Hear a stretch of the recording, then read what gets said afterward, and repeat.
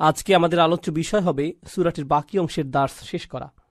ফসল্লি লিরব্বিকা ওয়ানহার ইন্না শানিআকা হুয়াল আবতার। কিন্তু আয়াতগুলোতে যাবার আগে কিছু বিষয় সম্পর্কে আমাদের পরিষ্কার ধারণা থাকা প্রয়োজন। প্রথমত, সাধারণভাবে বলতে গেলে বেশিরভাগ বর্ণনা মতে এই সূরা নাজিলের প্রেক্ষাপট হিসেবে অনেকগুলো ঘটনা রয়েছে, যা মোটামুটি একই রকম। এমন কোনো নিশ্চিত মতামত পাওয়া যায় না যে এই একটি ঘটনার প্রেক্ষিতে সূরাটি নাজিল হয়েছে, কিন্তু যেসব ঘটনার বর্ণনা পাওয়া যায় তার সবগুলো ঘটনা প্রায় সামঞ্জস্যপূর্ণ এবং নিশ্চিতভাবেই সব ঘটনাতেই কাফিররা নবী আলাইহিস সালাতু ওয়াসসালামকে অপমান করার চেষ্টা করেছে। কিছু কিছু অবিশ্বাসী রাসূল সাল্লাল্লাহু আলাইহি ওয়াসাল্লামের কাছে এসে তাকে বিভিন্ন কটু কথা বলে যেত। আগের পর্বগুলোতে আমরা এরকম কিছু মন্তব্য সম্পর্কে জেনেছি। আজকে আমরা ইন্না শানিআকা হুয়াল আবতার আয়াতের ব্যাখ্যায় এগুলো সম্পর্কে বিস্তারিত জানব ইনশাআল্লাহ তাআলা। তবে আমরা এতটুকু বলতে পারি, এই সূরার প্রেক্ষাপট ছিল সম্পূর্ণ নেতিবাচক। এর প্রেক্ষাপটে যেসব ঘটনা ঘটেছে, নবী আলাইহিস সালাতু ওয়াসসালামের জীবনে এই ঘটনাগুলো মোটেও সুখকর ছিল না। কিন্তু আল্লাহ এই নেতিবাচক ঘটনাগুলোর উত্তরে এই সূরাটি শুরু করেছেন খুবই ইতিবাচকভাবে। ইন্না আতাইনাকা আল কাউসার। আল্লাহ আযজা ওয়া জাল্লা নবী সাল্লাল্লাহু আলাইহি সাল্লামকে আল কাউসার দান করার কথা বলেছেন, যা অত্যন্ত ইতিবাচক এবং যা কাফিরদের কথার সম্পূর্ণ বিপরীত। এতে আমরা রাসূল সাল্লাল্লাহু আলাইহি সাল্লামের সিরাত এবং দাওয়াতে দ্বীনের কাজ সম্পর্কে গুরুত্বপূর্ণ একটা শিক্ষা পাই। সেটা হলো, রাসূল সাল্লাল্লাহু আলাইহি সাল্লামের জীবনে খুবই বেদনাদায়ক এবং যন্ত্রণাদায়ক কিছু ঘটনা ঘটেছে, কিন্তু আল্লাহ চান তার প্রিয় নবী সাল্লাল্লাহু আলাইহি সাল্লাম ইতিবাচক দিকে ফোকাস করুন। আপনি বরং আল্লাহ আপনাকে যা দান করেছেন সেগুলোতে মনোযোগ দিন। আল কাউসারের দিকে ফোকাস করুন, যা আল্লাহ একান্তভাবে আপনাকে দিয়েছেন। এটাই এখানে প্রথম শিক্ষা। তাছাড়া এখানে আল্লাহর একটা অনুগ্রহ রয়েছে, তিনি নেতিবাচক কথা বলার আগে ইতিবাচক কথা দিয়ে সূরাটি শুরু করেছেন। তিনি ইতিবাচক কথা দিয়ে শুরু করেছেন, ইন্না আতাইনাকা আল কাউসার, তারপর ফসল্লি লিরব্বিকা ওয়ানহার। এরপর তিনি নেতিবাচক কথা বলেছেন, ইন্না শানিআকা, অর্থাৎ আপনার শত্রু। শত্রুদের কথা একেবারে শেষে বলা হয়েছে। আবার এখানে নবী সাল্লাল্লাহু আলাইহি সাল্লামের প্রতি আল্লাহর অসীম ভালোবাসাও প্রকাশ পেয়েছে। যেমন নবী সাল্লাল্লাহু আলাইহি সাল্লামকে তারা যে কথাগুলো বলতো সেগুলো খুবই কষ্টদায়ক ছিল। তারা তার বিরুদ্ধে বিভিন্ন রকমের আপত্তিকর কথা বলতো। আপনারা জানেন, তারা তাকে পাগল বলতো। ওয়া ইয়াকুলুনা ইন্নাহু লামাজনুন, অর্থাৎ তারা বলে যে নিশ্চয়ই তিনি পাগল। ইয়াকুলুনা সাহির, তারা বলতো তিনি একজন জাদুকর। তারা তাকে মিথ্যাবাদী বলতো, সাহিরুন কাজ্জাব, অর্থাৎ একজন মিথ্যাবাদী জাদুকর। তো তারা তার বিরুদ্ধে এই ধরনের অভিযোগ করে তাকে কষ্ট দিত। কিন্তু তাদের যে কথার প্রেক্ষিতে এই সূরা নাজিল হয়েছে তা আরও অনেক বেশি কষ্টদায়ক ছিল। আগের পর্বগুলোতে সংক্ষেপে এই বিষয়ে আমরা জেনেছিলাম। এখন আমরা বিস্তারিত আলোচনা করব, কারণ এই পর্যায়ে বিষয়টি উল্লেখ করা গুরুত্বপূর্ণ। দেখুন, হাদিসে এসেছে রাসূল সাল্লাল্লাহু আলাইহি ওয়াসাল্লাম তার একজন সন্তান হারিয়েছেন, একজন পুত্র সন্তান। পরবর্তী হাদিসে আমরা তার নাম সম্পর্কে জানব। এখানে বিষয়টা ছিল তার সন্তান মারা গিয়েছে এবং চারিদিকে এই খবর ছড়িয়ে পড়েছে। আপনারা জানেন, সন্তান হারানো পিতামাতা কেমন কষ্টের ভিতর দিয়ে যান। লোকজন এসে আপনাকে সান্ত্বনা দেওয়ার চেষ্টা করে। তারা এমন কিছু কথা বলে, সমবেদনা জানায়, যা আপনাকে এই বিশাল কষ্ট সহ্য করতে কিছুটা হলেও সাহায্য করে। তাছাড়া আপনি যখন কাউকে এই কষ্টের মধ্যে যেতে দেখেন, সে যদি এমনকি আপনার শত্রুও হয়, আপনি হয়তো সেখানে গিয়ে সবার পেছনে দাঁড়িয়ে থাকবেন, কিছুই বলবেন না। কারণ যত যাই হোক, তারা তাদের সন্তান হারিয়েছে। এতটুকু মানবতা বোধ বা আন্তরিকতা সব মানুষের মধ্যে থাকে। কিন্তু যখন আবু জাহল এই সংবাদটা পেল, এবং সে কিন্তু নবী সাল্লাল্লাহু আলাইহি সাল্লামের চাচা ছিল, আপনি অন্তত আপনার পরিবারের কাছ থেকে এতটুকু আন্তরিকতা আশা করেন। যত বিরোধ সব না হয় একদিকে থাক, আর দিন শেষে তোমরা তার পরিবারেরই অংশ। কিন্তু না, তার মনে নবী সাল্লাল্লাহু আলাইহি সাল্লামের জন্য এত বেশি বিদ্বেষ ছিল যে সে চারদিকে দৌড়াতে দৌড়াতে উল্লাস করছিল, হাসতে হাসতে লোকজনকে বলছিল, বাতারা মুহাম্মাদুন, মুহাম্মাদের বংশ নিঃশেষ হয়ে গিয়েছে, তার নাম নেয়ার আর কেউ থাকবে না। অন্যভাবে বলতে গেলে, আপনার ছেলে সন্তানের মাধ্যমেই আপনার বংশধারা অব্যাহত থাকে। যেহেতু তিনি তার পুত্র সন্তান হারিয়েছেন এবং তার শুধু কন্যা সন্তানেরই অবশিষ্ট আছে, তাই ভবিষ্যতে তার নাম নেয়ার মতো আর কেউ থাকবে না। তাহলে মুহাম্মদ আমাদের জন্য অস্থায়ী একটা সমস্যা, কারণ তার বংশধারা অব্যাহত রাখার মাধ্যম হিসেবে তার কোনো ছেলে সন্তান আর নেই। তাই অচিরেই এই পৃথিবী থেকে তার নাম নিশানা মুছে যাবে।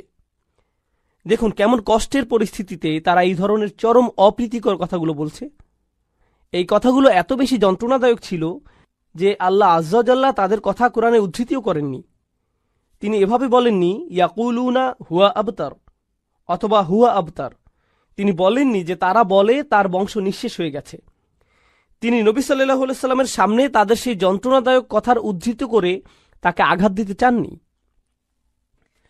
তিনি বিভিন্ন সূরায় তাদের বিভিন্ন কথা উদ্ধৃত করেছেন, যেমন তারা বলেছিল তিনি পাগল, তিনি একজন জাদুকর এবং তিনি একজন মিথ্যাবাদী। কিন্তু এই ক্ষেত্রে তিনি তাদের কথাগুলোকে উদ্ধৃত করেননি। তিনি সরাসরি তাকে সান্ত্বনা দিয়েছেন, ইন্না শানিআকা হুয়াল আবতার, আপনার শত্রুরাই নির্বংশ নিশ্চিহ্ন হবে। তাহলে আল্লাহ আজ্জা ওয়া জাল্লা এখানে কাফিরদের কথাটা হুবহু উদ্ধৃত করেননি। এটা নিঃসন্দেহে নবী সাল্লাল্লাহু আলাইহি সাল্লামের প্রতি আল্লাহর অসীম ভালোবাসার বহিঃপ্রকাশ।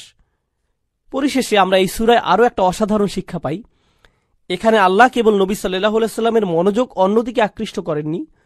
রাসূল সাল্লাল্লাহু আলাইহি সাল্লাম তার সন্তান হারিয়েছেন। যখন কেউ এভাবে সন্তান হারায়, তার কাছে আর কোনো কিছুই ভালো লাগে না। এটা যে কোনো মানুষের ক্ষেত্রে হতে পারে, সব মানুষের ক্ষেত্রে এমনটা হয়। কেউ যখন তার সন্তান হারায়, তখন তার বাড়ি, ব্যাংক ব্যালেন্স অথবা অন্য যে কোনো কিছুর কথা মাথায় আসে না। মনের মধ্যে শুধু সন্তান হারানোর তীব্র ব্যথাই অনুভূত হয়। মা বাবার কাছে তাদের সন্তানেরা শ্রেষ্ঠ সম্পদ, তাই না? নবী সাল্লাল্লাহু আলাইহি সাল্লামের এমন কষ্টের মুহূর্তে আল্লাহ আজ্জা ওয়া জাল্লা প্রথমে তাকে সমবেদনা জানাচ্ছেন, ইন্না আ'তাইনাকা আল কাউসার। তিনি তার সন্তান হারিয়েছেন, আর আল্লাহ তাকে বলছেন, আপনি সীমাহীন কল্যাণপ্রাপ্ত হয়েছেন, আপনি প্রাচুর্য লাভ করেছেন।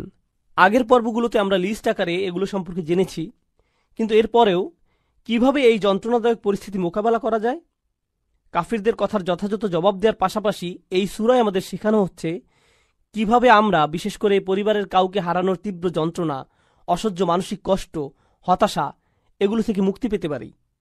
প্রথমত, আল্লাহ আপনাকে যা যা নিয়ামত দান করেছেন সেগুলোতে মনোযোগ দিন। এরপর ফাসল্লি লিরব্বিকা ওয়ানহার, নবী সাল্লাল্লাহু আলাইহি সাল্লামকে আল্লাহ বলছেন সালাত আদায় করুন। আল্লাহ বলছেন দুঃখ, কষ্ট, যন্ত্রণা থেকে মুক্তির উপায় হল সালাত আদায় করা। সুবহানাল্লাহ। জানেন, এখানে সালাত আদায়ের দুইটা দিক আছে।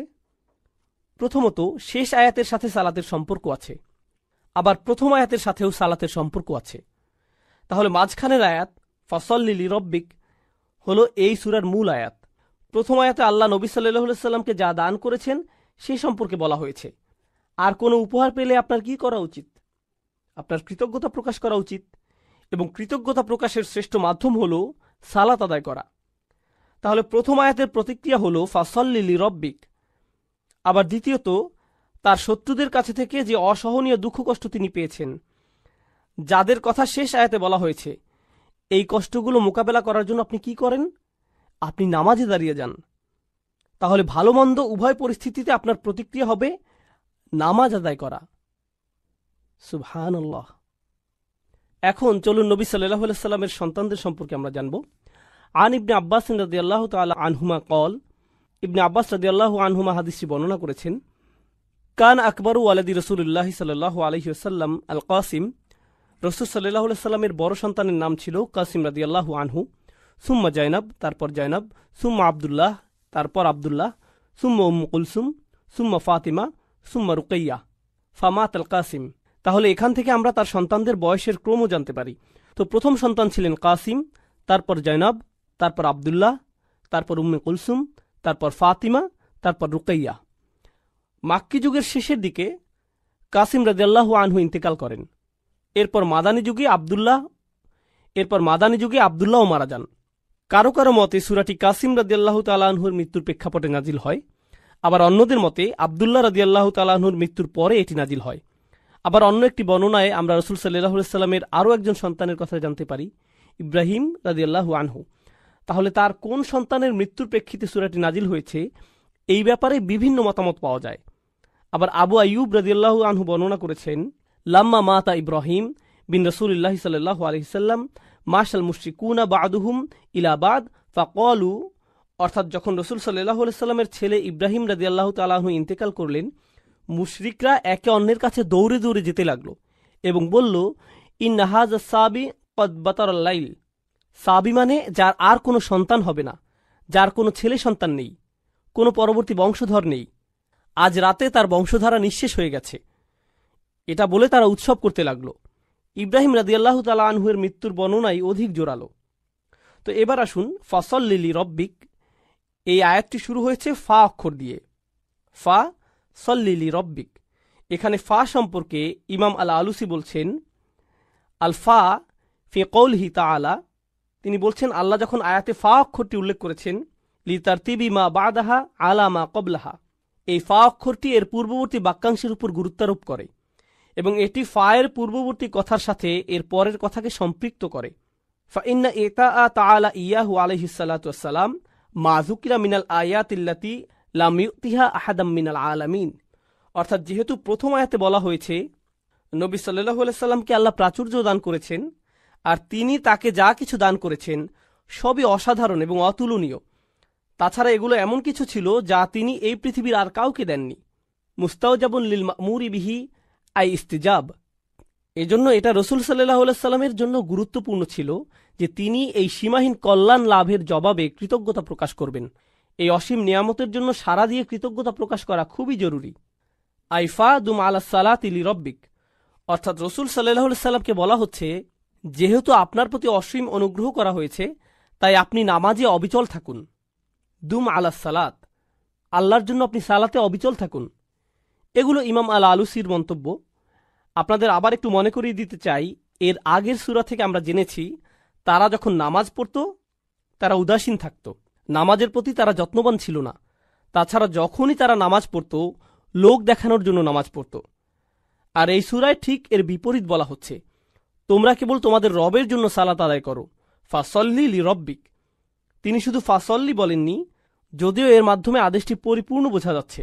যেমন তিনি অন্য আয়াতে বলছেন আকিমিস সালাত, শুধু আকিমিস সালাত, কিন্তু এখানে বলছেন ফাসল্লি লিরব্বিক, আপনার রবের জন্য সালাত আদায় করুন, আপনার রবের জন্য। এর মাধ্যমে নামাজ আদায়ের উদ্দেশ্য স্পষ্ট করে বলা হচ্ছে।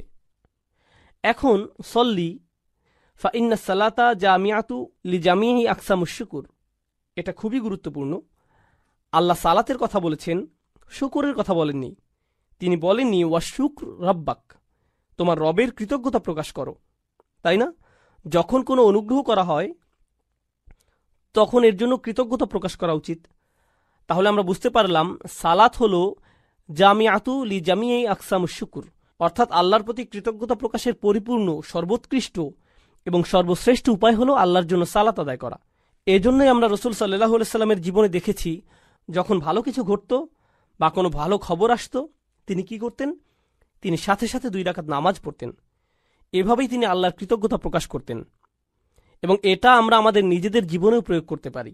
যখন কোনো ভালো কিছু আমাদের জীবনে আসে, আমরা কোনো সুসংবাদ পাই, সাথে সাথে আমাদের উচিত সর্বোৎকৃষ্ট উপায়ে তার কৃতজ্ঞতা প্রকাশ করা, আল্লাহর জন্য সালাত আদায় করা। এই আলোচনাটি হলো ৬২তম সূরা, সূরা জুমার প্রথম অংশ নিয়ে। আমার অধ্যয়নের সময় যখন আমি এই কয়েকটি আয়াত অধ্যয়ন করেছি, এগুলো আমাকে বিশেষভাবে প্রভাবিত করেছিল। কারণ আমার মনে হয়েছিল যেন এই আয়াতগুলো কোরআনের পথে এবং ইসলামের পথে আমার নিজের যাত্রারই সারসংক্ষেপ। আমি যেভাবে নিজের ভিতর পরিবর্তন অনুভব করেছি আর যেভাবে আমার জীবনের বাহ্যিক দিকের পরিবর্তন এসেছে, সেটা ছিল একটা প্রক্রিয়ার অংশ। আর পরিবর্তনের সেই প্রক্রিয়াটি আসলে খুব চমৎকারভাবে বর্ণিত হয়েছে সূরা জুমার এই শুরুর আয়াতগুলোতে। আর আপনাদের সাথে এটা শেয়ার করাই আজকে আমার উদ্দেশ্য। আমি শুধুমাত্র লেকচার দিয়ে যেতে আগ্রহী নই। তো এখন আমি আপনাদের সাথে আলোচনা কয়েকটি বিষয় নিয়ে শুরু করব। আর আশা করছি ইনশাআল্লাহ আপনারা আমার সাথেই থাকবেন এবং বিষয়গুলো বুঝতে পারবেন পর্যায়ক্রমে, সুশৃঙ্খলভাবে। আমি বিষয়গুলোকে আজকে সুশৃঙ্খলভাবে উপস্থাপন করতে চাই যাতে আপনারা বিষয়গুলো সহজেই মনে রাখতে পারেন, যা আপনারা এত ভালোভাবে অনুধাবন করবেন যে তখন আপনারা নিজের ভাষায় তা অন্যদেরকেও বোঝাতে পারবেন ইনশাআল্লাহ। আমাদের রাসূল সাল্লাল্লাহু আলাইহি সাল্লামকে সর্বশ্রেষ্ঠ মিশন দিয়ে পাঠানো হয়েছে, যা কোনো মানুষকে কখনো দেয়া হয়নি। আর দ্বিতীয় আয়াতে সেই সম্পূর্ণ মিশনটির সারসংক্ষেপ করা হয়েছে 4টি কাজের মাধ্যমে। এগুলো হলো সেই 4টি কাজ যা রাসূল সাল্লাল্লাহু আলাইহি সাল্লামকে করতে হয়েছিল, যে পরিবর্তন তিনি এনেছিলেন তার জন্য। আর এই আলোচনার শেষে সর্বশেষ যে আলোচনা আপনাদের সাথে করব তা হলো আমার এবং আপনার পরিবর্তনের ক্ষেত্রে আলোচিত এই সকল শিক্ষার ভূমিকা, নিজেকে পরিবর্তনের জন্য কোরআনে বর্ণিত এই 4টি পদক্ষেপ, যার আলোকে আমি আজকের আলোচনার নামকরণ করেছি। মূলত তাই থাকবে শেষের দিকে। কোরআন থেকে এই শিক্ষাগুলো আমরা শিখব এবং শেষে তা থেকে নির্যাস বের করে আমাদের নিজেদের জীবনে প্রয়োগ করব। তো আসুন শুরু করি সেই ভূমিকা দিয়ে। তো আসুন প্রথম আয়াতটি দিয়ে শুরু করা যাক। বিসমিল্লাহির রহমানির রহিম। ইউসাব্বিহু লিল্লাহি মা ফিস সামাওয়াতি ওয়া মা ফিল আরদিল মালিকিল কুদ্দুসিল আজিজিল হাকিম। আমি আপনাদের জন্য সরল অনুবাদ করছি। আকাশ এবং পৃথিবীর সব কিছু আল্লাহর পারফেকশন ঘোষণা করছে এবং তারা এটা করে যাবে। তিনি রাজা, পবিত্র, কর্তৃত্বের অধিকারী, বিজ্ঞ। এটা সরল অনুবাদ, যার মধ্যে আমি মনোযোগ দিব আল্লাহর এই 4টি নামের উপর। তারপর আমরা এগুলো নিয়ে কিছুটা বিস্তারিত আলোচনা করব। আরও একবার সরল অনুবাদ করি। আকাশের সবকিছু এবং পৃথিবীর সবকিছু ঘোষণা করে এবং ঘোষণা করতে থাকবে আল্লাহর পারফেকশন, যিনি রাজা, পবিত্র, কর্তৃত্বের অধিকারী, বিজ্ঞ। রাজা, পবিত্র, কর্তৃত্বের অধিকারী, বিজ্ঞ।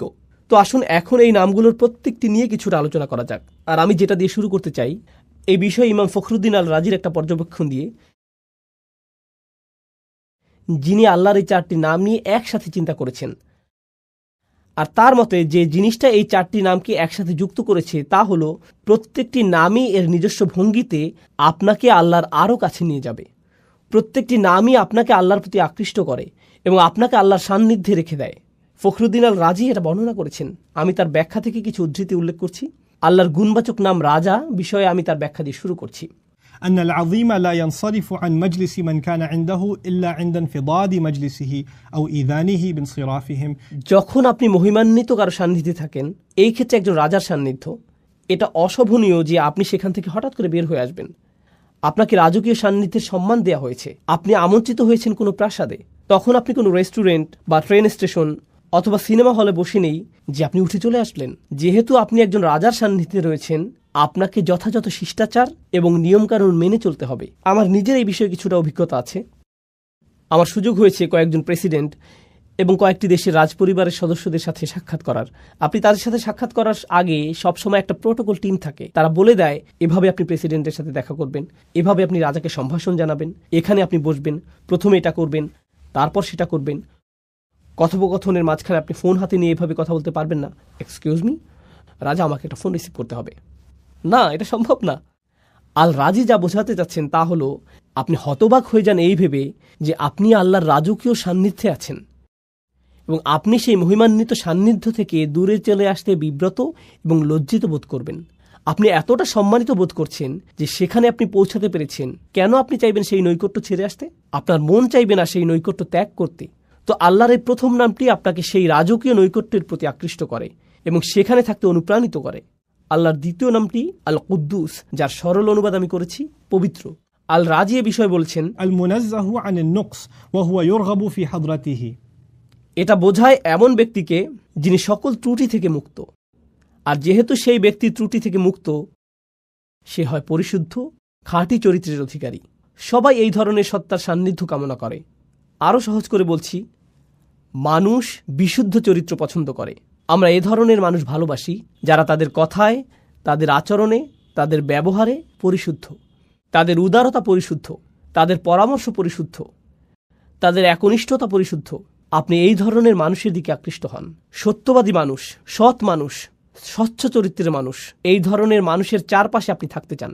মানবজাতির স্বভাবগতভাবেই সত্যবাদিতা, পরিচ্ছন্নতা এবং বিশুদ্ধ চরিত্রের দিকে আকৃষ্ট হয়। বাহ্যিক দিক থেকেও আপনি যদি কোনো দূষিত এলাকায় বসবাস করেন, যেখানে রয়েছে ধুলাবালি এবং এ জাতীয় জিনিস, মানুষ সেটা থেকে কোথায় চলে আসতে চায়? প্রাকৃতিক পরিবেশে, যেখানে তারা তাজা হাওয়ার শ্বাস নিতে পারবে, যেখানে তারা বিশুদ্ধ পানি পান করতে পারবে। বিশুদ্ধতা এমন একটা বিষয় যা মানুষকে যেমন আকৃষ্ট করে মানসিক দৃষ্টিকোণ থেকে, শারীরিক দিক থেকেও আমরা বিশুদ্ধতা এবং পরিচ্ছন্নতার প্রতি আকৃষ্ট হই। আমরা ময়লা, অপরিচ্ছন্নতা থেকে দূরে থাকতে চাই। এটা মানব প্রবৃত্তি যা আল্লাহ আমাদের মধ্যে দিয়েছেন। তো আপনি যখন আল্লাহর পরিচয় পান চূড়ান্ত পবিত্র পরিশুদ্ধ সত্তা হিসেবে, তার সান্নিধ্য আপনাকে পরিশুদ্ধ করতে থাকে। তখন আপনি আপনার ভিতরে পরিবর্তন লক্ষ্য করেন, আর এই অবস্থায় আপনি সেই সান্নিধ্য ত্যাগ করতে চান না। তো এই পর্যন্ত বলেছি আল্লাহর 2টি নাম। দ্রুত রিভিশন দিচ্ছি। রাজা, এটি ছিল প্রথম নাম, এবং পবিত্র, এটি ছিল দ্বিতীয় নাম। আল্লাহর তৃতীয় নামটি হলো কর্তৃত্বের অধিকারী, আল আজিজ। ইয়াতাজ্জুল মুলতাফুন হাওলাহু ফামুফারাকাতুহুম হাদরাতাহু তাফরিতুন ফিল ইজ্জা। আমি নামগুলোকে সহজ রাখার চেষ্টা করছি যাতে আপনারা শব্দগুলো মনে রাখতে পারেন। নামগুলো হলো রাজা, পবিত্র, কর্তৃত্বের অধিকারী, বিজ্ঞ। এখন আমরা কর্তৃত্বের অধিকারী নামটিতে আছি। তো আসুন আরবি ভাষা অনুযায়ী আল আজিজ শব্দটি নিয়ে কিছুটা আলোচনা করি। এর মধ্যে আসলে 2টি অর্থ অন্তর্ভুক্ত। এর একটি অর্থ হলো কর্তৃত্ব, যা আমি ইতিমধ্যে অনুবাদ করেছি, কিন্তু এর অর্থের মধ্যে সম্মান এবং মর্যাদা অন্তর্ভুক্ত। আর আপনি যদি এই দুইটি অর্থকে মিলিত করেন, তখন আল আজিজ যে ধারণাটি প্রদান করে তা হলো এমন কর্তৃত্ব যিনি সম্মানেরও যোগ্য। এটা গুরুত্বপূর্ণ একটা স্বতন্ত্র বৈশিষ্ট্য, কারণ এমন মানুষ আছে যাদের কর্তৃত্ব আছে কিন্তু তাদের কোনো সম্মান নেই। এমন এলাকা আছে যেখানে পুলিশের যথেষ্ট কর্তৃত্ব আছে কিন্তু এলাকার মানুষ তাদেরকে সম্মান করে না। এমন মানুষ থাকতে পারে যার সম্মান আছে, একজন শিক্ষক, কিন্তু তার কোনো কর্তৃত্ব নেই, এরকমও ঘটতে পারে। কিন্তু আল আজিজ হলেন এমন সত্তা যার কর্তৃত্ব আছে এবং তিনি একই সাথে সম্মানিত। আল রাজি বলেছেন কেন এই নামটি আকর্ষণকারী? তার মতে এই সবগুলো নামই কোনো না কোনোভাবে আকর্ষণ সৃষ্টিকারী, তাই না? এগুলো আপনাকে আল্লাহর নিকটবর্তী করে। তিনি বলেন এই গুণটিও রাজার মতো। একজন সম্মানিত এবং কর্তৃত্বের অধিকারী ব্যক্তি আপনাকে আমন্ত্রণ জানিয়েছেন, তার নৈকট্য লাভ করেছেন। আপনি সেই নৈকট্য ছেড়ে আসলে তিনি অসম্মানিত হবেন না, বরং আপনি নিজে অসম্মানিত হবেন। আপনি সেই সম্মান থেকে বঞ্চিত হবেন। আপনি আমন্ত্রণ পেয়েছেন সম্মানিত কোনো ব্যক্তির পক্ষ থেকে, আপনি আমন্ত্রণ পেয়েছেন কর্তৃত্বের অধিকারী কোনো ব্যক্তির কাছ থেকে। তো আপনার তার প্রতি আনুগত্য প্রদর্শন করা, সেখানে গিয়ে অবস্থান করার অর্থ হলো আপনার নিজেকে সম্মানিত করা। তো মানুষ আসলে সম্মানিত হতে পারে আল আজিজের সান্নিধ্য পাওয়ার মাধ্যমে। আর সব শেষে আমি দ্রুত আলোচনা করছি এই লিস্টের শেষ নামটি, আল মালিক, আল কুদ্দুস, আল আজিজ এবং সবশেষে আল হাকিম, রাজা, পবিত্র, কর্তৃত্বের অধিকারী এবং সবশেষে বিজ্ঞ। إذا فارق أحد حضرته فاته في كل آن شيء من الحكمة। চমৎকার কথা। যখন আপনি কোনো বিজ্ঞ ব্যক্তির সান্নিধ্যে থাকেন, তার কাছ থেকে বিজ্ঞতা অর্জন করতে যে কয়টি মুহূর্ত আপনি মিস করেন তাই আপনার জন্য ক্ষতি। প্রতিটা মুহূর্তকে আপনি কাজে লাগাতে চান। আমার এই ধরনের অভিজ্ঞতা আছে, যা হয়তো আপনারও আছে। খুব কম সংখ্যক মানুষই আছে যারা প্রকৃত বিজ্ঞতার উৎস। আর আপনার নিকটে যদি তেমন বিজ্ঞ ব্যক্তি থাকে, আপনি নিশ্চয়ই জানেন যে সবাই সেই ব্যক্তির সান্নিধ্য পেতে চায়। তেমন ব্যক্তির নিরবিচ্ছিন্ন মনোযোগ পাওয়া সহজ নয়। আর যদি আপনি তা পান, আপনি চেষ্টা করেন প্রতিটা মুহূর্তকে কাজে লাগাতে, যাতে তার কাছ থেকে পাওয়া সবটুকু বিজ্ঞতাকে ধারণ করতে পারেন। পৃথিবীর বিভিন্ন প্রান্তে কিছু কিছু শিক্ষক আছেন যাদেরকে আমি অনুসরণ করি। আমি ভ্রমণ করে তাদের কাছে যাই, যেখানে গিয়ে কোনো লেকচার দেওয়ার জন্য না, আমি ভ্রমণ করি তাদের সাথে সাক্ষাৎ করার জন্য। আর যদি তারা আমাকে 1 ঘন্টা সময় দেন, যদি 20 মিনিটও দেন, তার জন্য আমি কৃতজ্ঞ। কারণ আমার জন্য সেই 20 মিনিট বেশি মূল্যবান আমি নিজে 5-6 ঘন্টা অধ্যয়ন করার চেয়ে। আমার জন্য সেই বিজ্ঞতাটুকু অমূল্য, সেই সাক্ষাৎটা আমার জন্য অমূল্য। তো বিজ্ঞ ব্যক্তির নৈকট্যে প্রতিটা মুহূর্তই মূল্যবান, এবং এটা এমন ঘনিষ্ঠ অন্তরঙ্গ সম্পর্ক কোনো শিক্ষক অথবা বয়স্ক কারোর সাথে, যিনি আপনাকে তত্ত্বাবধান করেন, ভালোবাসেন এবং এর মাধ্যমে আপনি বিজ্ঞতা অর্জন করতে পারেন। তো এই হলো আল্লাহর 4টি নাম যা এই আয়াতের মধ্যে বর্ণিত হয়েছে: রাজা, পবিত্র, কর্তৃত্বের অধিকারী এবং বিজ্ঞ। এটা ছিল ইমাম রাজির চিন্তা, এবং কিভাবে তিনি নামগুলোকে বিশ্লেষণ করেছিলেন তার বর্ণনা। আমি তার এই বিশ্লেষণের সাথে আমার কিছু চিন্তা যোগ করতে চাই। আমি আপনাদের সাথে যা শেয়ার করতে চাই তা হলো আল্লাহর এই নামগুলোকে আরও সাজানো যায়। 4টি নামকে 2 জোড়ায় ভাগ করা যায়, আর সেই 2টি জোড়া হলো প্রথম এবং তৃতীয় নাম দুটি একরকম, আবার দ্বিতীয় এবং চতুর্থ নাম দুটির মধ্যে মিল রয়েছে। 1 এবং 3, 2 এবং 4। আসুন নাম্বারগুলোর স্থানে নাম বসাই। রাজা এবং কর্তৃত্বের মধ্যে মিল আছে, আর পবিত্র এবং বিজ্ঞতার মধ্যে মিল আছে। তো আসুন এই সম্পর্কে আলোচনা করি। আপনারা অনেকেই হয়তো বুঝতে পারছেন রাজা এবং কর্তৃত্বের মধ্যে মিল কি থাকতে পারে। একজন রাজাই কর্তৃত্বের অধিকারী, আর একজন আদর্শ রাজা সম্মানিত। এই 2টি নামের মধ্যে আরও অনেক মিল আছে। তারা উভয় দাবি করে আনুগত্যের, তাদের উভয়কেই সম্মান করতে হয়, তাদের আদেশ পালন করতে হয়। আপনাকে স্বীকার করতে হবে তাদের অবস্থান উপরে এখানে, আর আপনি নিচে এখানে। একজন রাজার অবস্থানও অন্য সবার ঊর্ধ্বে। তিনি রাজা আর আপনি একজন প্রজা। আপনার অবস্থান নিচে এখানে। আল্লাহর এই নামগুলো আমার উপর তার কি প্রভাব ফেলে? আমার উপর তাদের প্রভাব হলো তারা আমাকে আল্লাহর প্রতি অনুগত বানায়, বাধ্যগত বানায়, আল্লাহর সামনে বিনয়ী বানায়। তারা আমাকে আল্লাহর ভয়ে ভীত বানায়, তারা আমাকে আতঙ্কিত করে, তারা আমাকে আল্লাহর শক্তিমত্তা এবং মহত্বের স্মরণে অভিভূত বানায় এবং আমার ক্ষুদ্রতা প্রকাশ করে। এটাই এই নামগুলো প্রকাশ করে। কোন 2টি নাম? আল মালিক এবং আল আজিজ। এগুলো আল্লাহর মহত্ব প্রকাশ করে, এবং এর ফলে আমি হয়ে যাই ক্ষুদ্র এবং তুচ্ছ, আমি হয়ে যাই দাস, আমি হয়ে যাই বিনীত এই 2টি নামের সামনে। কিন্তু আপনি যদি অন্য 2টি নাম দেখেন, আল কুদ্দুস, আল হাকিম, পবিত্র এবং বিজ্ঞ, প্রথম 2টি নামের মতো পবিত্রতা, পরিশুদ্ধি দূর থেকে অনুভব করা সম্ভব নয়। পবিত্রতা এবং পরিশুদ্ধি বোঝা যায় যখন আপনি কারো কাছে যান, আপনি দেখতে পান তাদের আচরণ। আবার বিজ্ঞতা হলো এমন জিনিস যখন কেউ একজন আপনার কাঁধে হাত রেখে আপনাকে উপদেশ দান করে, যিনি আপনার অবস্থা উপলব্ধি করেন। আল হাকিম নিয়ে চিন্তা করলে কুরআনে বর্ণিত লোকমান আলাইহিস সালামের একটি ঘটনা আমার মনে পড়ে। লুকমান আলাইহিস সালাম ভালোবাসাপূর্ণভাবে তার ছেলেকে উপদেশ দিয়েছেন। আল্লাহ বলছেন, ওয়ালাকাদ আতাইনা লুকমানাল হিকমাহ, আমি লোকমানকে দিয়েছি বিজ্ঞতা। এরপর তিনি সেই বিজ্ঞতার একটা অংশ তার ছেলেকে দিচ্ছেন। সেই অন্তরঙ্গ, ঘনিষ্ঠ, ভালোবাসাপূর্ণ সম্পর্ক বিজ্ঞতা প্রদানেরই একটা অংশ। আপনি দূর থেকে বিজ্ঞতা অর্জন করতে পারবেন না, আপনাকে কারো সাথে সম্পর্ক তৈরি করতে হবে যাতে তিনি আপনার অবস্থার সাথে সম্পর্কিত উপদেশ প্রদান করতে পারেন। অন্য নামটি আল কুদ্দুস, পরিশুদ্ধ সঙ্গ, পবিত্র সঙ্গ, এমন সঙ্গ যার উপস্থিতিতে আপনি ভালো অনুভব করেন, আপনি প্রশান্তি অনুভব করেন। আমার কাছে আল কুদ্দুস এবং আল হাকিমকে এভাবেও সম্পর্কিত মনে হয়, যখন আপনি পরিশুদ্ধ কারো সান্নিধ্যে থাকেন তখন আপনার হৃদয় পরিশুদ্ধ হতে শুরু করে। আর আপনি যখন বিজ্ঞ কোনো ব্যক্তির সান্নিধ্যে থাকেন তখন তার বিজ্ঞতা দ্বারা আপনার মন পরিশুদ্ধ হতে শুরু করে। তো হৃদয় এবং মন পবিত্র হয় আল কুদ্দুস এবং আল হাকিম দ্বারা। তো দুইটি নাম হলো দূরত্ব সূচক, রাজকীয়, মহিমান্বিত, এমনকি ভয় সৃষ্টিকারী। আর অন্য দুইটি নাম নৈকট্য সূচক, বন্ধুত্বপূর্ণ, তারা আপনাকে কাছে টানে। এটা থেকে মনে হয় যেন এই নামগুলো বোঝায় দূরে কাছে, বারে বারে দূরে রাখা এবং কাছে টানার প্রক্রিয়া চলছে। আমার এবং আল্লাহর মধ্যে সম্পর্কের ক্ষেত্রে এই নামগুলোর যে বিপরীতধর্মী প্রতিক্রিয়া তা আসলে খুবই চমৎকারভাবে কোরআনে বর্ণিত হয়েছে। আর আল্লাহর সাথে আমার সম্পর্কের ক্ষেত্রে এই উভয় অবস্থাই দরকারি। প্রথমে আমি আপনাদেরকে এর একটা উদাহরণ দিতে চাই। এক্ষেত্রে আমার প্রিয় উদাহরণটি হল মূসা আলাইহিস সালামের উদাহরণ। যখন তিনি আগুন দেখতে পেলেন, তিনি ছিলেন তার পরিবারের সাথে, আর তখন তিনি পাহাড়ের উপর আগুন দেখতে পেলেন। তিনি তার পরিবারকে বললেন, তোমরা এখানে থাকো, আমি আগুন দেখতে পেয়েছি, সম্ভবত আমরা সেখান থেকে পথ চলার নির্দেশনা পাব। তিনি বুঝতেই পারেননি যে উপরে গিয়ে তিনি আল্লাহর সাথে কথা বলবেন। যখন তিনি সেখানে গেলেন তখন প্রথম অনুভূতি কি ছিল? আল্লাহ বলেছেন, ইয়া মূসা ইন্নী আনা রব্বুক ফাখলা'আন আলাইক, মূসা নিঃসন্দেহে আমি তোমার প্রভু, অতএব জুতা খুলে প্রবেশ করো। ইন্নাকা বিল ওয়াদিল মুকাদ্দাসি তুয়া, নিঃসন্দেহে তুমি পবিত্র তুয়া উপত্যকায় আছো। তিনি ভয় পেয়ে গেলেন। আল্লাহ মূসা আলাইহিস সালামের উপর তার প্রভুত্বকে প্রতিষ্ঠিত করলেন। তিনি একজন দাস মাত্র, জুতা খুলে ফেলো, যথাযথ সম্মান প্রদর্শন করো।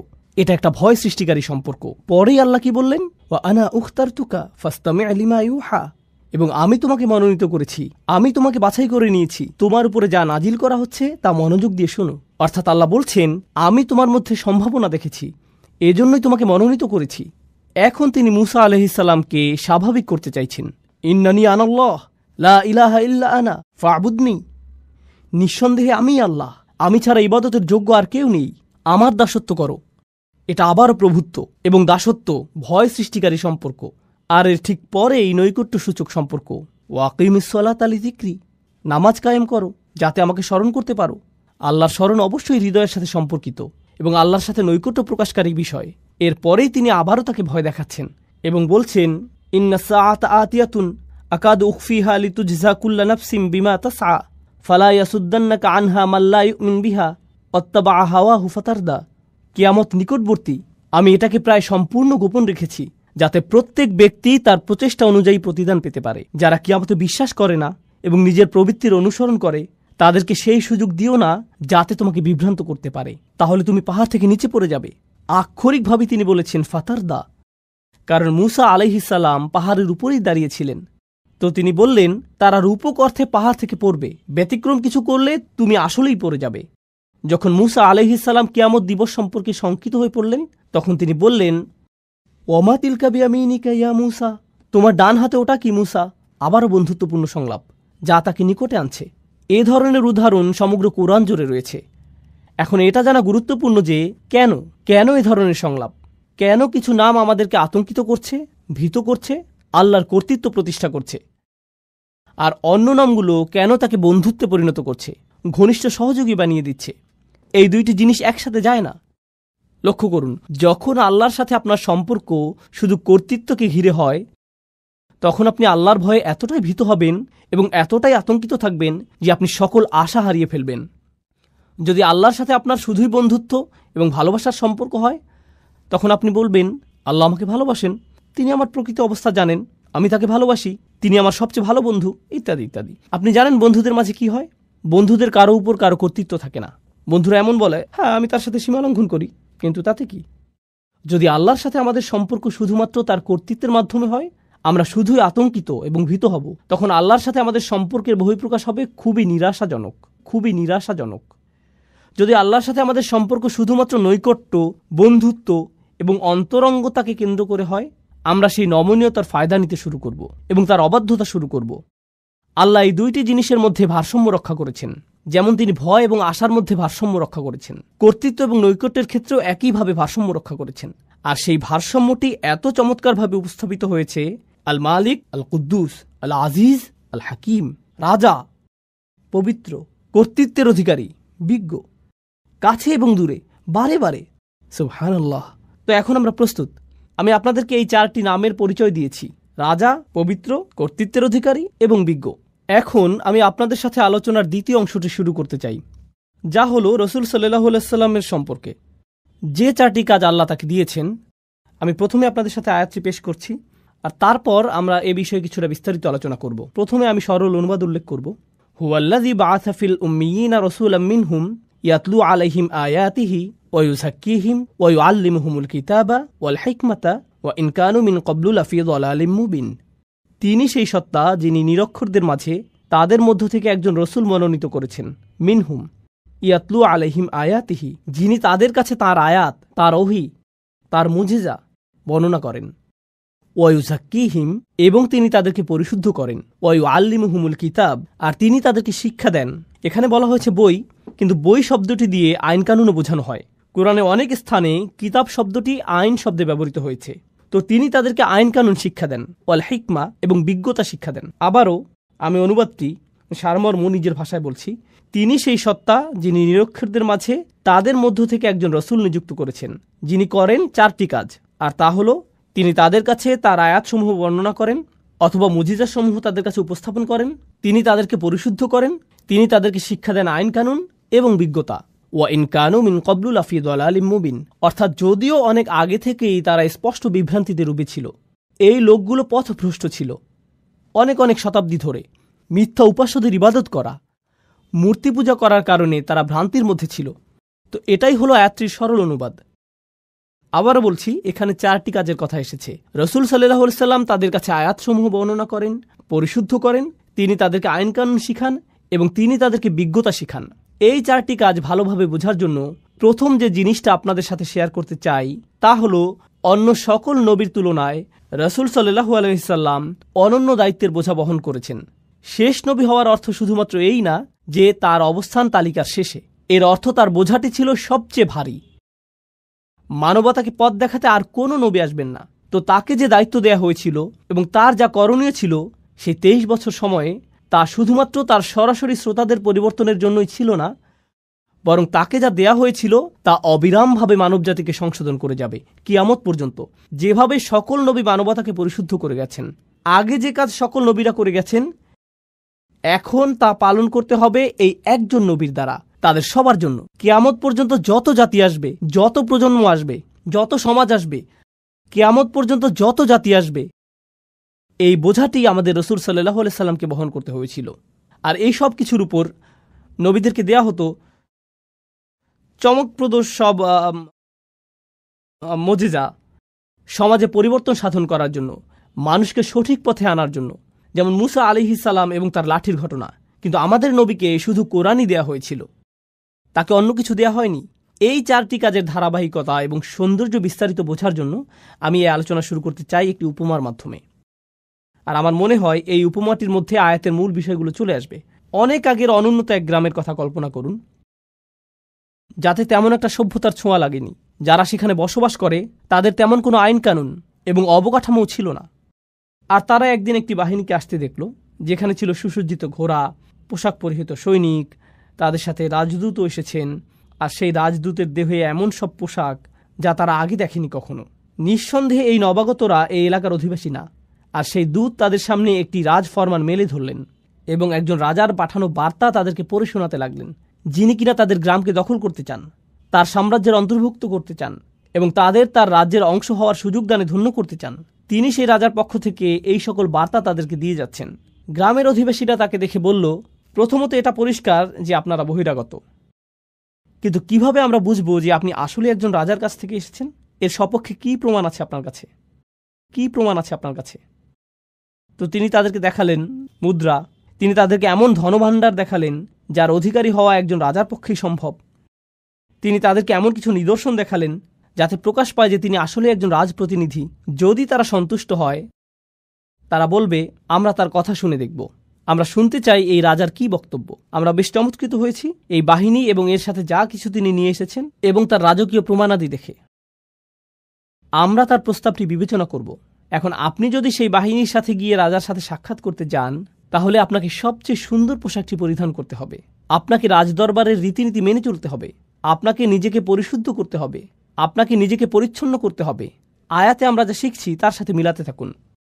আপনি রাজার সাক্ষাৎ পেলেন, আর রাজা আপনাকে বললেন, যদি তোমরা আমার রাজ্যের অন্তর্ভুক্ত হতে চাও, এই আইনকানুনগুলো তোমাদের মেনে চলতে হবে, এই বিধিবিধানগুলো এখন থেকে পালন করতে হবে, এটাই হবে তোমাদের সংবিধান।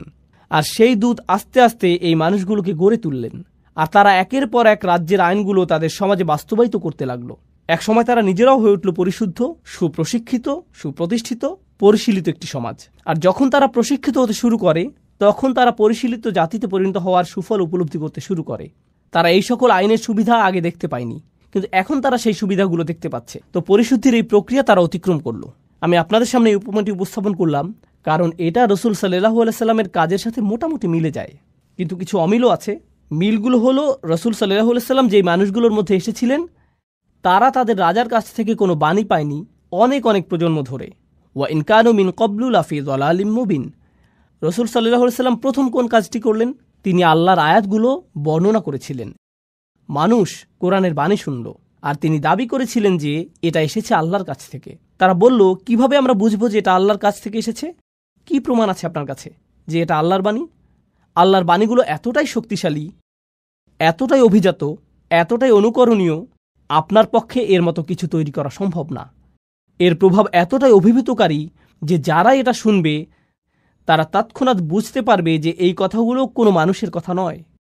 তারা আল্লাহর বাণীর মুজিজা সরাসরি উপলব্ধি করেছিল, আর শুধুমাত্র এটাই তাদেরকে বিনয়াবনত করেছিল। এরকম নজিরও রয়েছে, যখন মানুষ রসুল সাল্লাল্লাহু আলাইহি সাল্লামের সাথে বিতর্ক করতে এসেছিল, তখন তিনি আয়াত পাঠ করতে করতে এমন আয়াতে গেলেন যেখানে আল্লাহ আদেশ করেছেন সবাইকে সিজদায় অবনত হওয়ার জন্য। এরকম ঘটেছে, কাফেরদের সম্পূর্ণ জনসমাবেশ সেখানে সিজদায় পড়ে গিয়েছিল। এরকম ঘটেছে, কোরআনের বাণী তাদেরকে অভিভূত করে ফেলেছিল। এই প্রথম কাজটি রসুল সাল্লাল্লাহু আলাইহি সাল্লাম করেছেন, মানুষকে কোরআনের শক্তিশালী মুজিজার সাথে পরিচয় করিয়েছেন। ইয়াতলু আলাইহিম আয়াতিহি, তিনি এটা তাদের কাছে উপস্থাপন করেছেন। আর যখন উপস্থাপন করলেন, তারা বিস্ময়ে অভিভূত হয়ে গেল। এই মানুষটি এটা সৃষ্টি করতে পারে না, এটা এসেছে অনেক বেশি মহান, অনেক বেশি রাজকীয়, অনেক বেশি শক্তিশালী কোন সত্তার কাছ থেকে।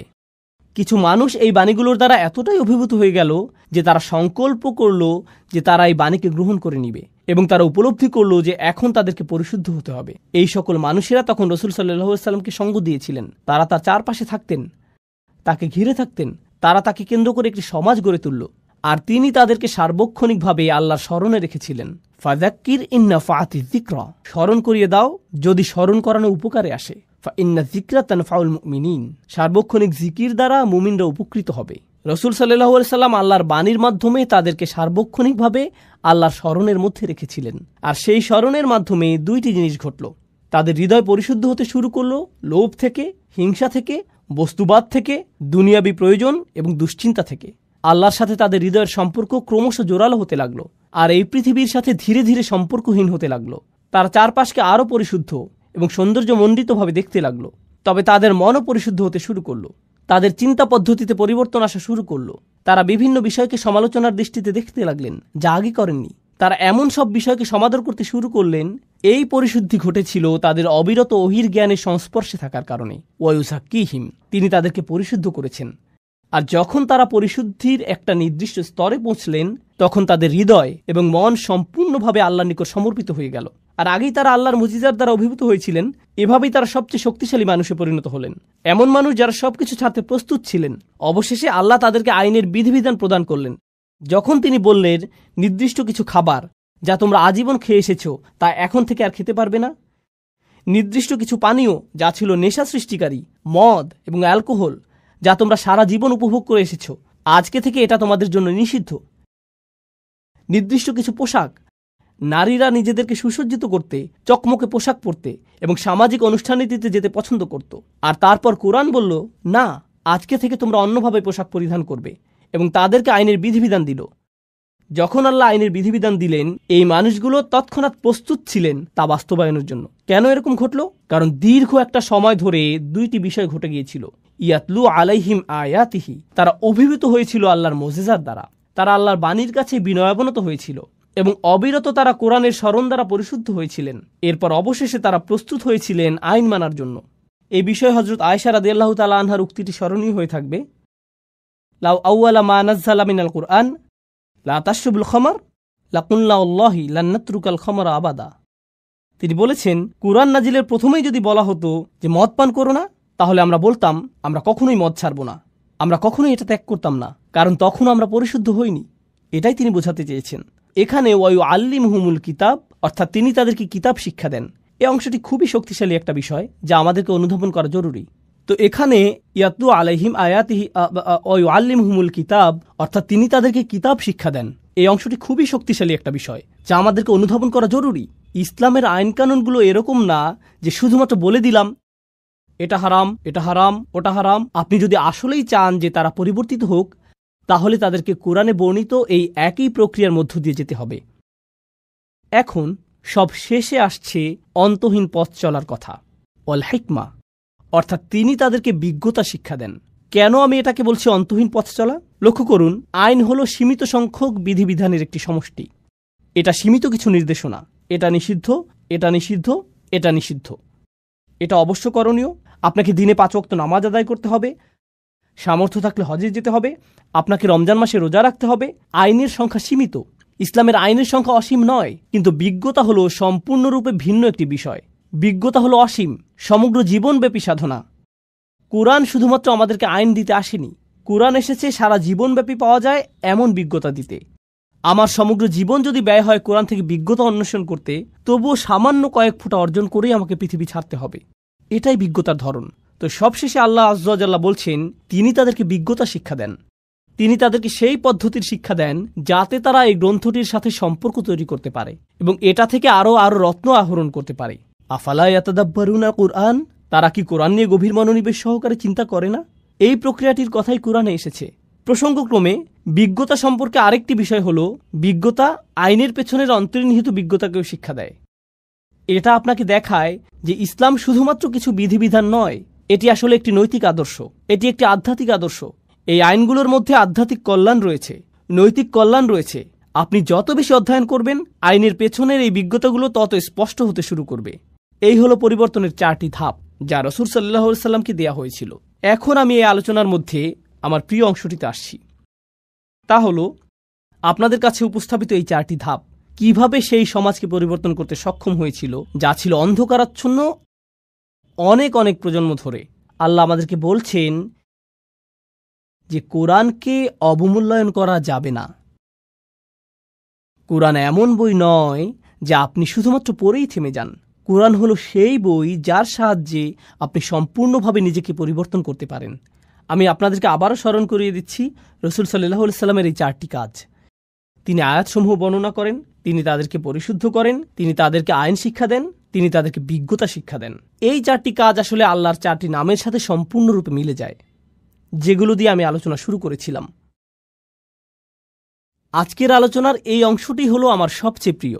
আমি সেই 4টি নাম আপনাদের মনে করিয়ে দিচ্ছি: রাজা, পবিত্র, কর্তৃত্বের অধিকারী, বিজ্ঞ।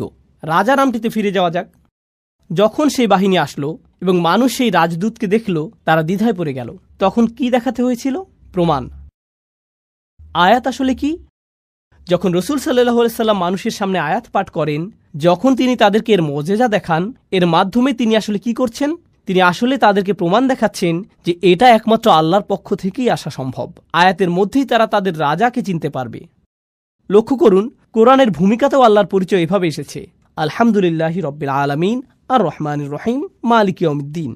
আর রহমানির রহিম দিয়ে নৈকট্য প্রকাশ করছে। আর তারপর আসছে সেই অভিজাত্যের বর্ণনা। তিনি বিচার দিবসের রাজা, বিচার দিবসের মালিক এবং প্রভু। তো রাজাকে চিনা যায় তার চিহ্ন দ্বারা। এজন্য ইয়াতলু আলাইহিম আয়াতিহি। এভাবেই মানুষ আল্লাহর স্মরণে বিস্ময়ে অভিভূত হয়ে যাবে যখন তারা কোরআনের মুজিজাগুলো বুঝতে পারবে। আল্লাহর দ্বিতীয় নামটি ছিল আল কুদ্দুস। আল কুদ্দুস অর্থ কি? পবিত্র। চিন্তা করুন, দ্বিতীয় আয়াতে রাসূল সাল্লাল্লাহু আলাইহি সাল্লামের দ্বিতীয় কাজটি কি ছিল? ওয়ায়ুযাক্কিহিম, অর্থাৎ তিনি তাদেরকে পবিত্র করেন। পবিত্র হলো আল্লাহর গুণবাচক নাম, আর এই নামের দ্বারা অনুপ্রাণিত হয়ে এই কাজটি রাসূল সাল্লাল্লাহু আলাইহি সাল্লাম করছেন। তিনি মানুষকে পবিত্র, পরিশুদ্ধ করছেন, তাদেরকে সেই পবিত্র সত্তার আরও নিকটবর্তী করার মাধ্যমে। রাসূল সাল্লাল্লাহু আলাইহি সাল্লাম এটাই করেছেন। তিনি আল্লাহর এই 4টি নামকে মানুষের হৃদয়ে পৌঁছে দিয়েছেন। তিনি এগুলোকে মানুষের হৃদয়ে গেঁথে দিয়েছেন। আল্লাহর তৃতীয় নামটি ছিল আল আজিজ, কর্তৃত্বের অধিকারী। এমন কর্তৃত্ব যিনি সম্মান পাওয়ার যোগ্য। আর আইন প্রণয়ন ছাড়া কর্তৃত্ব পরিপূর্ণ হয় নাকি? কর্তৃত্বের অধিকারী আইন প্রণয়ন করতে পারেন। তাহলে রাসূল সাল্লাল্লাহু আলাইহি সাল্লাম আইনের বিধিবিধান শিক্ষা দেন। কার পক্ষ থেকে এই আইন? কর্তৃত্বের অধিকারীর পক্ষ থেকে। কার কর্তৃত্ব সম্মান পাওয়ার যোগ্য? যতক্ষণ পর্যন্ত আপনার মধ্যে সেই কর্তৃত্বের প্রতি এই ভয়, এই সম্মান তৈরি না হবে, যতক্ষণ আপনি বুঝতে না পারবেন যে এই কর্তৃত্বের কাছ থেকে যা আসে তার উদ্দেশ্য আপনাকে পরিশুদ্ধ করা, আপনি সেই আইন বাস্তবায়ন করতে পারবেন না। আপনি সেই আইন অনুযায়ী জীবন পরিচালনা করতে পারবেন না। রাসূল সাল্লাল্লাহু আলাইহি সাল্লাম আল্লাহর সেই ইজ্জাহ এর দাবি আদায় করেছিলেন মানুষকে আল আজিজের আইন এবং তার সংবিধান শিক্ষা দেওয়ার মাধ্যমে। সবশেষে প্রথম আয়াতে আল্লাহর শেষ নামটি ছিল আল হাকিম, অর্থাৎ বিজ্ঞ। আল্লাহর এই নামটি রাসূল সাল্লাল্লাহু আলাইহি সাল্লামের কোন কাজের সাথে সামঞ্জস্যপূর্ণ? আল্লাহ সুবহানাহু ওয়া তাআলা বলছেন, ওয়া ইউআল্লিমুহুমুল কিতাবা ওয়াল হিকমা, তিনি তাদেরকে শিক্ষা দেন বিজ্ঞতা। আল্লাহ হলেন সবচেয়ে বিজ্ঞ, যিনি তার রাসূলকে শিক্ষা দিয়েছেন যাতে তিনি তার অনুসারীদের মনে বিজ্ঞতা সঞ্চারিত করেন, যারা এই আহ্বানে সাড়া দিবে এবং এই বিশ্বাসকে আলিঙ্গন করবে। সুবহানাল্লাহ। আল্লাহর 4টি নাম রাসূল সাল্লাল্লাহু আলাইহি সাল্লামের উপর আরোপিত 4টি কাজের সাথে সরাসরি মিলে যাচ্ছে। এটাই হলো পরিবর্তনের জন্য কোরআনের বিস্ময়কর পথ চলা, যে পথে বহু মানুষ হেঁটেছে এই নামগুলোকে হৃদয়ে ধারণ করার মাধ্যমে, যা আকাশ এবং পৃথিবী উপলব্ধি করতে পেরেছে।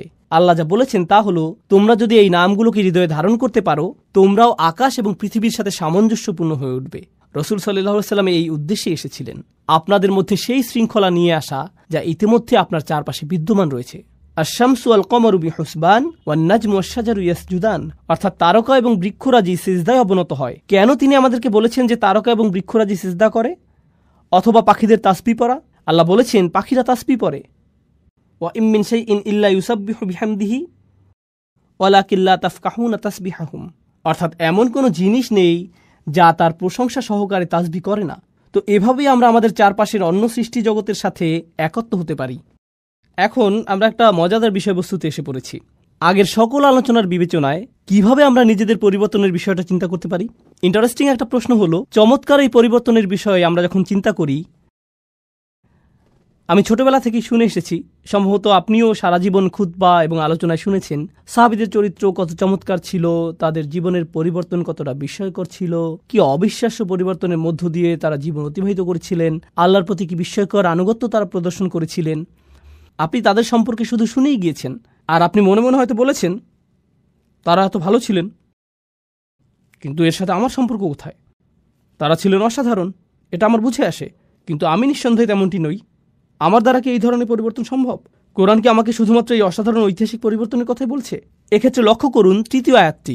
দেখুন আল্লাহ কি বলছেন, ওয়া আখারিনা মিনহুম লাম্মা ইয়ালহাকু বিহিম ওয়া হুয়াল আজিজুল হাকিম, অর্থাৎ তারা ছাড়াও অন্যরা, যারা হয়তো আরব না, আর এর দ্বারা পরবর্তী প্রজন্ম বোঝাতে পারে, যারা এখনও তাদের সাথে মিলিত হয়নি। তৃতীয় আয়াতে এটাই বলছে যে তারা ছাড়াও অন্যরা, যারা এখনও তাদের সাথে এক হয়নি। ওয়া হুয়াল আজিজুল হাকিম, অর্থাৎ তিনি হলেন সকল কর্তৃত্বের অধিকারী। এর দ্বারা আল্লাহ বলছেন আধ্যাত্মিক ও নৈতিক এই বিপ্লবটি শুধুমাত্র এমন কিছু মানুষের মধ্যে সীমাবদ্ধ নয় যারা রাসূল সাল্লাল্লাহু আলাইহি সাল্লামের সাহচর্য পেয়েছেন, বরং এটা এমন একটা বিষয় যার ধারাবাহিকতা অব্যাহত থাকবে, কারণ তিনি হলেন সর্বশেষ রাসূল। অন্যরা এখনও তাদের সাথে যোগ দেয়নি, তারা কখনোই তাদের রাসূলের সাক্ষাৎ পায়নি, কিন্তু তারা কোরআনের সাক্ষাৎ পাবে। তারা কখনোই সাহাবীদের সাক্ষাৎ পায়নি, কিন্তু তারা একই ধরনের পরিবর্তনের সাক্ষাৎ পাবে। তারা আসছে। এটা শোনার পর রাসূল সাল্লাল্লাহু আলাইহি সাল্লামের সাহাবীরাও চিন্তা করেছিলেন, অন্যরা? এই অন্যরা কারা? মানহা উলা। তারা বলেছেন, কুন্না জুলুসা ইনদান নবী সাল্লাল্লাহু আলাইহি সাল্লাম, অর্থাৎ আমরা রাসূল সাল্লাল্লাহু আলাইহি সাল্লামের সান্নিধ্যে বসেছিলাম।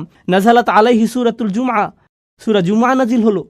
এই সূরাটি নাজিল হলো, আর যখন তিনি তিলাওয়াত করতে শুরু করলেন, তিনি পড়লেন, ওয়া আখারিনা মিনহুম লাম্মা ইয়ালহাকু বিহিম, অন্যরা এখনও তাদের সাথে মিলিত হয়নি। যখন তারা এই আয়াতটি শুনলেন, তারা বললেন, এরা কারা? তখন রাসূল সাল্লাল্লাহু আলাইহি সাল্লাম তাকালেন সালমান আল ফার্সির দিকে। তিনি দেখালেন সালমান আল ফার্সির দিকে। এরপরে কি ঘটেছিল তা বলার আগে আসুন সালমান ফার্সি সম্পর্কে কিছুটা জেনে নেওয়া যাক। যারা জানেন না তাদের জন্য বলছি, তার নামের অর্থ হল পারস্যবাসী সালমান। নাম থেকে বোঝা যায় তিনি কোন এলাকার। তিনি পারস্য বা ইরানের মানুষ। তিনি জন্মেছিলেন এবং বেড়ে উঠেছিলেন অগ্নিপূজক পুরোহিত একটি পরিবারে।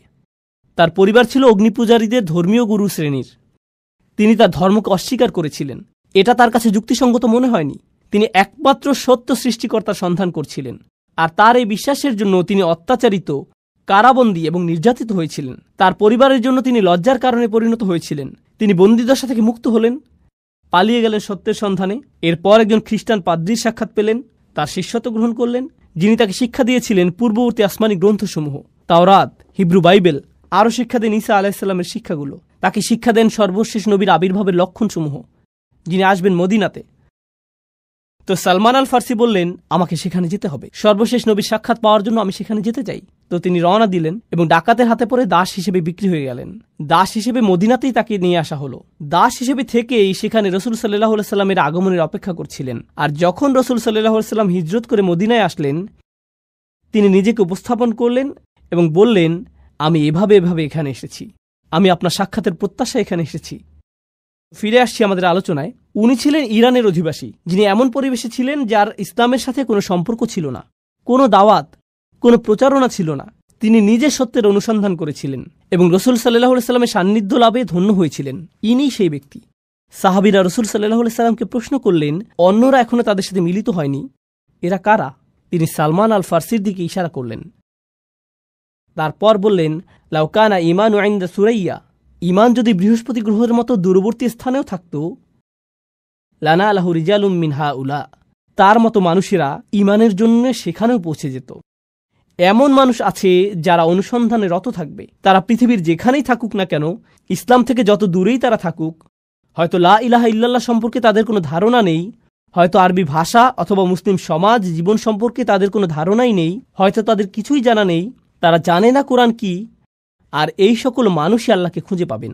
রসুল সাল্লাল্লাহু আলাইহি সাল্লাম বললেন, এরাই সেই সব মানুষ যাদের সম্পর্কে আল্লাহ বলেছেন এই আয়াতে। অন্য কথায়, এই পরিবর্তন প্রথম প্রজন্ম পর্যন্ত সীমাবদ্ধ থাকেনি, এটা চলমান রয়েছে। সালমান আল ফার্সির দিকে ইঙ্গিত করার মাধ্যমে রসুল সাল্লাল্লাহু আলাইহি সাল্লাম আসলে আমাদের সকলের প্রতি ইঙ্গিত করেছেন। তিনি আমাদেরকে বলে গেছেন যে এই পরিবর্তন আপনার আমার দ্বারা অসম্ভব। তো আমাদেরকে বুঝতে হবে পরিবর্তনের সেই পথের সাথে সম্পৃক্ত হওয়ার প্রকৃত অর্থ কী।